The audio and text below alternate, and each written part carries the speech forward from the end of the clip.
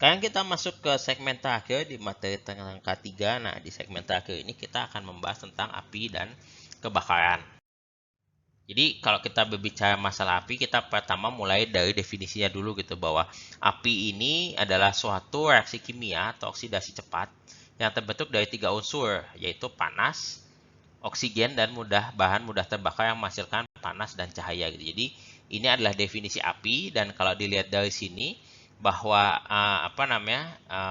si api ini merupakan sebuah reaksi kimia, atau di sini disebut sebagai reaksi Bantai. Ada 3 komponennya, ada panasnya, ada oksigen, ada bahan mudah terbakar. Jadi kalau misalnya 3 komponen itu harus ada untuk terjadinya api. Jadi biasanya kalau kita berbicara masalah bahaya api, kita coba memastikan bahwa 3 hal ini tidak ada di saat yang bersamaan supaya mencegah adanya api. Dan kalau kita lihat masalah dari api ini adalah bisa menyebabkan kebakaran. Sedang dengan pengertian kebakaran adalah nyala api. Jadi adanya api walaupun kecil atau besar pada waktu yang tidak dikehendaki gitu. Jadi kenapa tidak dikehendaki? Karena bisa jadi kita memerlukan api pada sesuatu proses tertentu yang kita hendaki.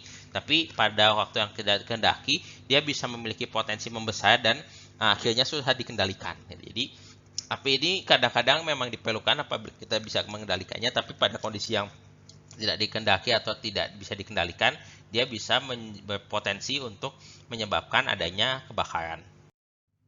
Nah, untuk pemadaman api pada dasarnya adalah kita secara konsep mencoba menghilangkan salah satu komponen dari penyebab api tersebut gitu. Jadi misalnya bisa dengan menggunakan pendinginan. Jadi kalau pendinginan kita menghilangkan unsur panas dengan media dasar air. Atau misalnya yang kedua, misalnya dengan isolasi kita tutup, fungsinya untuk menghalangi adanya oksigen yang menyalakan api. Bisa menggunakan serbuk busa atau serbuk atau busa. Konsep lain untuk menghalangi unsur audio adalah dengan dilusi. Jadi menggunakan gas inert, biasanya CO2, untuk menghalangi O2 bercampur dengan O2 bercampur sehingga proses terjadinya api. Lalu kita lakukan pemisahan nih untuk memisahkan bahan-bahan mudah terbakar dari unsur api. Jadi kalau misalnya ada kayu atau apa, kita jauhkan sejauh-jauhnya supaya tidak tersambar. Lalu yang terakhir adalah dengan cara pemutusan gitu. Jadi si pemutusan ini adalah kita pada dasarnya mengganggu si reaksinya menggunakan bahan tertentu untuk mengikat radikal bebas pemicu antara reaksi api. Nah, kalau biasanya dulu menggunakan halon, cuma sekarang halon ini dilarang karena menimbulkan efek rumah kaca. Jadi pada dasarnya kalau dilihat metode pemadaman api ini pada dasarnya adalah kita menghilangkan salah satu komponen dari pembentuk api. Nah, kalau misalnya kita melihat gitu, kebakaran ini sebenarnya ada klasifikasinya. Gitu. Jadi pada klasifikasi yang berbeda ada misalnya metode pemadaman yang berbeda juga gitu. Misalnya untuk bahan padat non logam bisa menggunakan yang ditandai dengan warna hijau ini nih. Ini media pemadamannya menggunakan air, uap air, serbuk kimia atau busa gitu. Lalu untuk dalam bentuk gas atau uap cairan yang ditandai dengan warna merah ini bisa menggunakan serbuk kimia, CO2 atau busa. Untuk aliran listrik yang ditandai dengan warna biru, kita memastikan supaya tidak ada air supaya tidak terjadi sambar. Jadi fokusnya pada pemadaman dengan metode kering dengan serbuk kimia, CO2 atau uap air. Untuk material logam yang terbakar, ini kita fokusnya biasanya mencoba menghilangkan fokus ke reaksinya, sehingga penggunaan serbuk kimia, serbuk sodium klorida grafit dan sebagainya itu bisa jadi alternatif.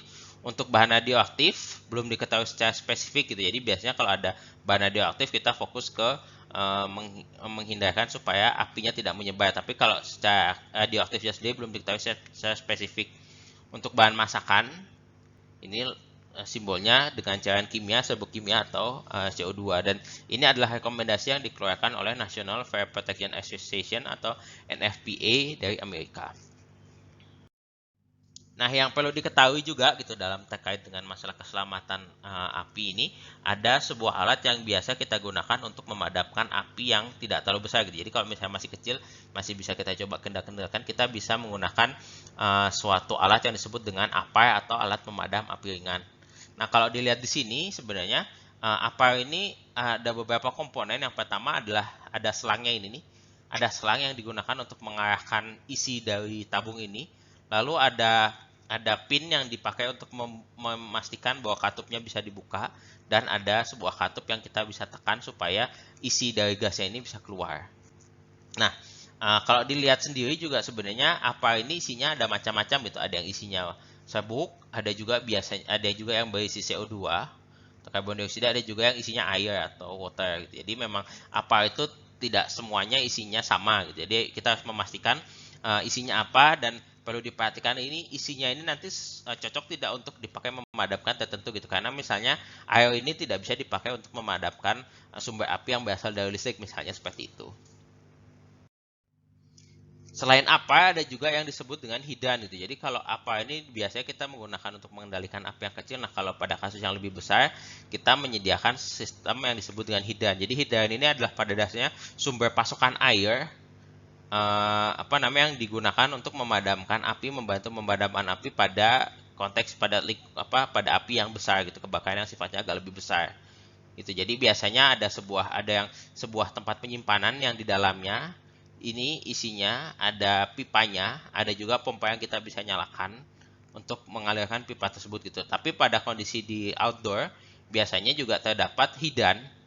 Hidan ini adalah sebenarnya pipa air khusus yang mengalirkan air untuk membantu pemadaman kebakaran yang sebenarnya kalau di hidan yang terpasang seperti ini si selangnya sudah disediakan di dalam gitu. Tapi kalau hidan yang ada di luar, ada beberapa kasus selangnya tidak disediakan, jadi dibawa langsung oleh pemadam kebakarannya.